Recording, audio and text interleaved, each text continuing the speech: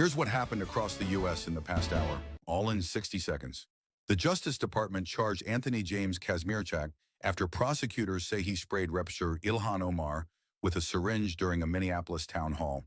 The federal complaint alleges he assaulted and impeded a member of Congress. Senator Susan Collins said Homeland Security Secretary Kristi Noem told her ICE has ended its enhanced enforcement activities in Maine. Collins said no large-scale operations are planned, though routine ICE and Border Patrol work continues. Top Democrats asked Director of National Intelligence Tulsi Gabbard to explain why she was present at an FBI raid on a Georgia elections facility tied to 2020 records. They questioned whether her role exceeded her mandate.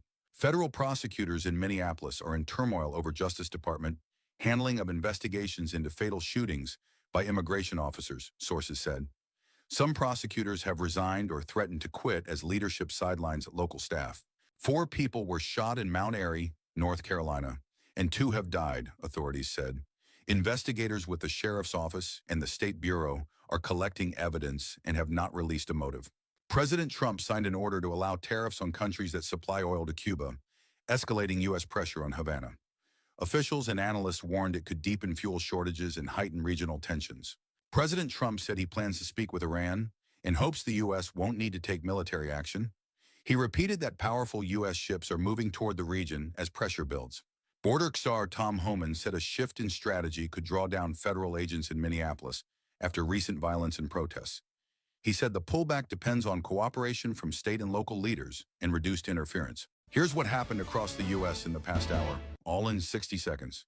President Trump threatened to decertify Canadian-made aircraft and impose a 50% tariff unless Canada approves several U.S.-built Gulfstream jets. The move could disrupt airlines and deepen the U.S.-Canada trade fight. At a cabinet meeting, Trump skipped Homeland Security Secretary Kristi Noem as backlash grew over the Minneapolis ICE shooting. The White House put Border Czar Tom Homan in charge of the response.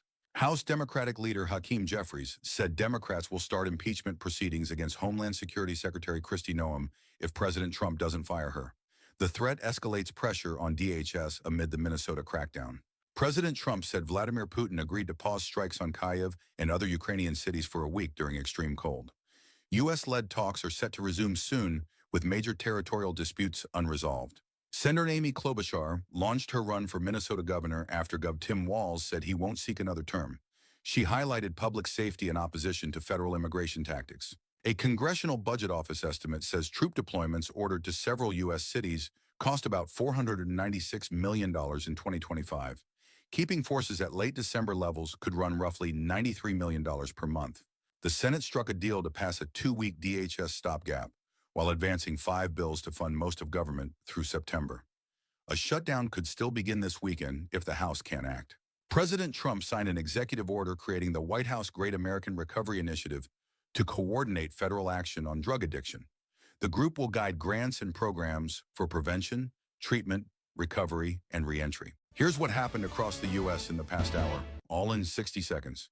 President Trump said Vladimir Putin agreed to pause strikes on Kyiv and other Ukrainian cities for a week because of extreme cold. Ukraine's president said he expects the pause to be tested by Russia's actions. President Trump signed an executive order launching a new federal initiative to address drug addiction and substance abuse. The plan aims to coordinate agencies and direct funding toward prevention, treatment, recovery, and reentry. 4 people were shot in Mount Airy, North Carolina, and 2 have died, authorities said. Investigators are collecting evidence and have not announced arrests or a motive. Senate Democrats and the White House agreed on a 2-week stopgap to fund Homeland Security and avert a partial shutdown.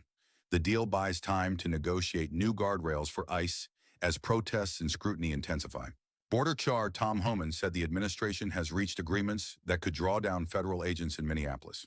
He said any pullback depends on cooperation from state and local officials and fewer attempts to obstruct operations. President Trump said he plans to speak with Iran and hopes the U.S. won't need military action.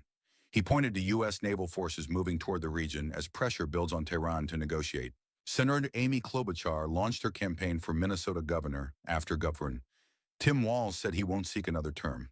She framed the race around public safety and pushing back on federal immigration tactics in the state. Top Democrats demanded answers after Director of National Intelligence Tulsi Gabbard was seen at an FBI raid of a Georgia elections facility tied to 2020 records. Lawmakers questioned why the nation's top spy was involved in a domestic search. Federal prosecutors in Minneapolis are warning more resignations over the Justice Department's handling of investigations into fatal shootings by immigration officers. The internal rift is straining an office already short-staffed. San Jose Mayor Matt Mahan announced he's running for California governor in 2026. He's pitching a pragmatic platform focused on homelessness, public safety, housing, and affordability in a crowded race to replace term-limited Governor Gavin Newsom.